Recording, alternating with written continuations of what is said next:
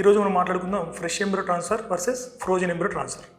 అసలు మీకు fresh embryo transfer అంటే ఏంటి, ఫ్రోజన్ ఎంబ్రో ట్రాన్స్ఫర్ అనేది ఫస్ట్ మాట్లాడుకుందాం. Hello viewers, I'm Venkat, chief ఎంబ్రోస్ from అవిరా fertility, Hyderabad.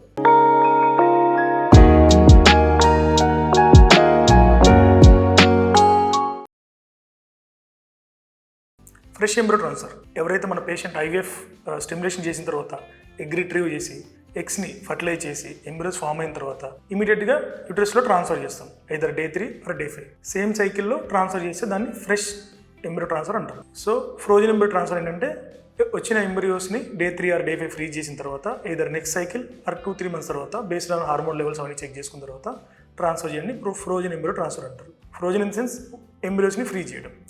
So వీటిలో బెనిఫిట్స్, అడ్వాంటేజెస్ అండ్ డిసడ్వాంటేజ్ గురించి మాట్లాడుకుందాం. సో ఫ్రెష్ ఎంబ్రో ట్రాన్స్ఫర్ ఏంటంటే పేషెంట్కి Day 2 నుంచి స్టిమ్యులేషన్ డ్రగ్స్ ఇస్తూ ఉంటారు అనమాట.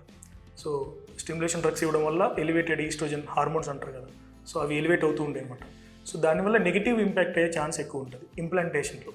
సో ఫ్రెష్ ట్రాన్స్ఫర్లో ఎంబ్రియోస్ ట్రాన్స్ఫర్ చేసినప్పుడు సో ఇంప్లాంటేషన్ అయ్యే ఛాన్స్ కొంచెం తక్కువ ఉంటుంది compare to frozen embryo transfers. So దీనివల్ల చాలా వరకు మేము ఫ్రెష్ ఎంబ్రో ట్రాన్స్ఫర్స్ని అవాయిడ్ చేస్తాం.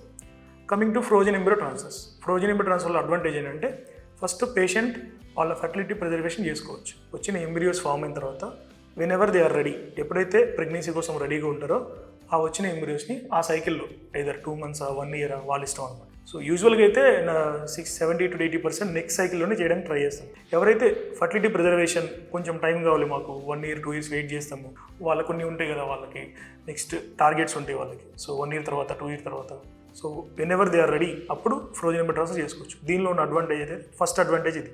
సెకండ్ అడ్వాంటేజ్ అంటే మినిమల్ డ్రగ్స్ ఉంటాయి దీంట్లో. సో మనం ఓవరేజ్ స్టిమ్యులేట్ చేయడం లేదు. రెగ్యులర్గా డేట్ వచ్చిన దగ్గర నుంచి మనం హార్మోన్స్ ఇస్తాం కదా స్టిమ్యులేట్ చేయడానికి, ఓవరేజ్ స్టిమ్యులేట్ చేయడానికి. సో ఎగ్స్ గ్రో అవ్వడానికి ఎక్కువ డ్రగ్స్ ఇవ్వాల్సి వస్తుంది. సో అవన్నీ ఏం చేయట్లేదు. Is nothing but natural cycle లాగా ఉంటుంది అనమాట. సో దీనిలో ఇదొక అడ్వాంటేజ్. ఇంకొక అడ్వాంటేజ్ ఏంటంటే మనం ఎవరైతే పీజీఎస్ మనం జెనెటిక్ స్క్రీనింగ్ చేసుకుంటాం కదా, సో నెక్స్ట్ పుట్టబోయే బిడ్డకి అబ్నార్మలిటీస్ ఏమున్నాయో లేవో కనుక్కోవడానికి పీజీఎస్ చేస్తాం అనమాట, pre implantation genetical screening. So ఇది చేయాలంటే ఖచ్చితంగా మనం ఫ్రోజన్ ఎంబ్రియోస్లోనే చేయగలం. సో ఫ్రెష్ ట్రాన్స్ఫర్లో ఇది కుదరదు అనమాట. ఫ్రెష్ ట్రాన్స్ఫర్లో ఇమీడియట్లీ ఆఫ్టర్ పికప్ 3 to 5 daysలో మనం ట్రాన్స్ఫర్ చేయాల్సి ఉంటుంది. బట్ ఫ్రోజన్ ఎంబ్రో ట్రాన్స్ఫర్ ఏంటంటే మనకు టైం ఉంటుంది. సో ఫ్రెష్ ఎంబ్రియోస్ని మనం బయాప్సీ చేసి ఐదర్ సెల్స్ని బయాప్సీ చేయడం కానీ లేదా నిప్స్ నాన్ ఇన్వేజివ్ చేయడం కానీ అవి జెనెటిక్ స్క్రీనింగ్ పంపించిన తర్వాత రిపోర్ట్ అవ్వడానికి 3 to 4 weeks టైం పడుతుంది. సో ఈ గ్యాప్లో మనం ఎంబ్రియోస్ని ఫ్రీ చేస్తాం కాబట్టి దీనివల్ల ఇదొక అడ్వాంటేజ్ అనమాట. ఇంకొక అడ్వాంటేజ్ అంటే ఫ్రోజన్ ఎంబ్రో ట్రాన్స్ఫర్లో లెస్ స్ట్రెస్ ఉంటుంది మెంటల్గా కానీ ఫిజికల్గా కానీ. So compare to fresh and frozen, so we prefer frozen embryo transfer 99%. So in case పేషెంట్కి ఎక్స్ట్రా ఎగ్స్ ఉన్నాయి, ఎక్స్ట్రా ఎంబ్రియోస్ వచ్చినాయి, చాలా బ్లాస్ట్లు వచ్చినాయి, ఒక సైకిల్ ట్రై చేద్దాం అనుకున్నప్పుడు ఫ్రెష్ ట్రాన్స్ఫర్ మేము ప్రిఫర్ చేస్తాం. So thank you for watching.